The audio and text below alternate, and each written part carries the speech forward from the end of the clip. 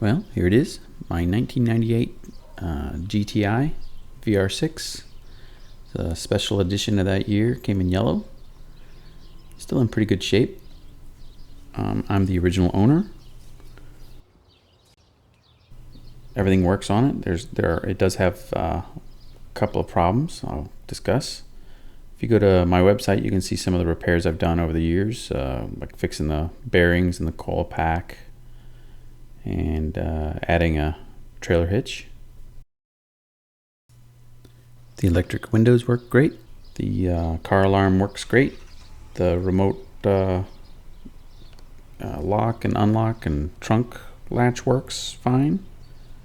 Here you can see the I replaced some years ago. I added replaced the rusted out original exhaust from the manifold all the way back with a MagnaFlow exhaust.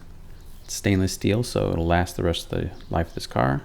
There's the trailer hitch with the electrical plug. You can see there's some rust blisters, but they're not through the all the way through or anything. They're just superficial, so if you want to do some body work, you can get rid of those. Just recently replaced the front disc brake pads. I also completely replaced the front struts from top to bottom. The left rear strut has been replaced, and the right rear strut needs replacing, and I have the part for that.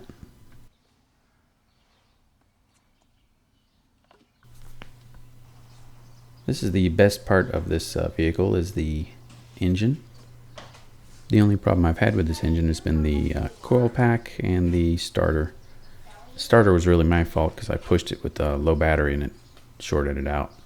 The coil pack I've replaced a couple of times because they seem to dry up and crack, and that causes them to short out. So pretty easy to fix though with some epoxy too.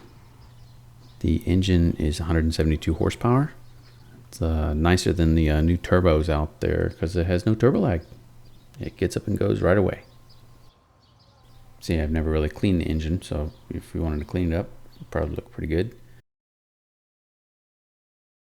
I have a long commute, so most of the miles on this vehicle are just all highway, but you can see I get a lot of pock marks just right here on the front, and it sort of cracks the headlamps. So I haven't replaced those. They're still working fine. They're just cracked, as well as the windshield. Here you can see the leather. That's not split. That's just came unglued. So if you want to take the door panels off and stretch the leather and re-glue it, or whatever kind of industrial glue that's supposed to be on there, and it'll repair that if you want to. The cruise control doesn't work. Hasn't worked in quite a few years, but I don't know, I didn't miss it too much, so I never bothered to fix it. The rest of the interior is in really good shape. You can see the factory radio still works. I have the special keys to remove the radio if you want to remove it and replace it. The volume control is a little erratic, but that doesn't affect its use too much. You can see there's our mileage, 197,000 miles, mostly highway. All the gauges, everything else works. Heater, even the AC works. I forgot to put the cigarette lighter back in. It's no smoker's ever been in this car, so it's hard. I used it just to power GPS and stuff. There's the original owner's manual. Airbags, of course, all still intact, never deployed. Sunroof works perfectly. It's of course the factory sunroof, so it's never leaked. Works perfectly. Both the opening and closing, as well as the tilt function, all work fine. There's the tilt.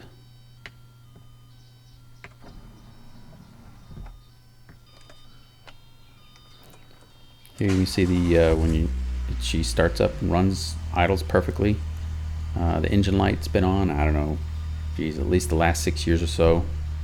When you check the engine code, you can reset the light, but it'll come back on. I think it's based on the codes, it's the O2 sensors. which I never replace because it runs just fine. See, there's the original golf knob.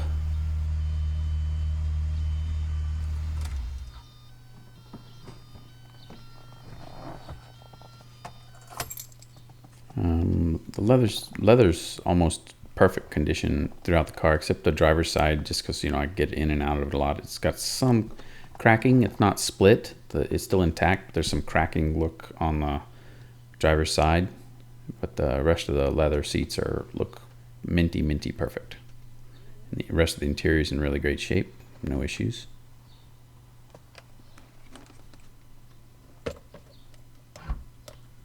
See, the trunk latch works just fine.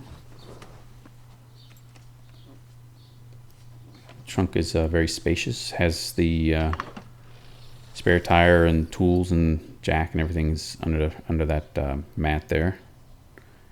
At one point I installed an aftermarket amp. It still works, but it was wired into an aftermarket radio, which long ago died, and then I put the factory radio back in and haven't wired the amp up to it. So, you know, if you want to do that, you can.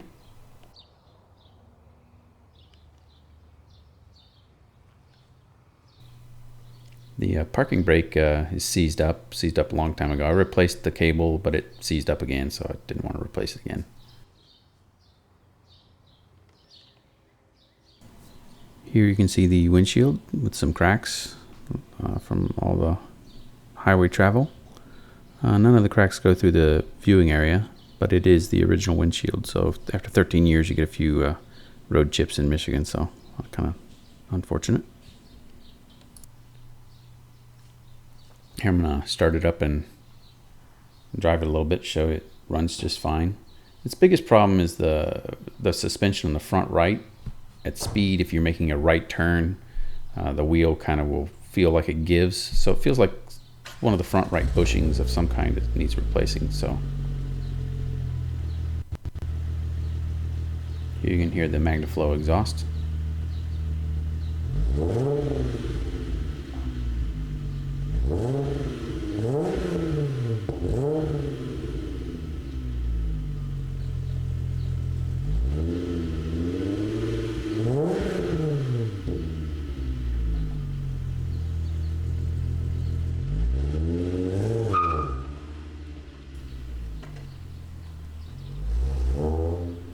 And you can see that's the main reason I'm selling my car, is I've since bought a new GTI.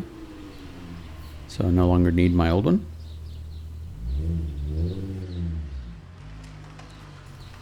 This car's been a fantastic car for me. I'd be sad to see her go.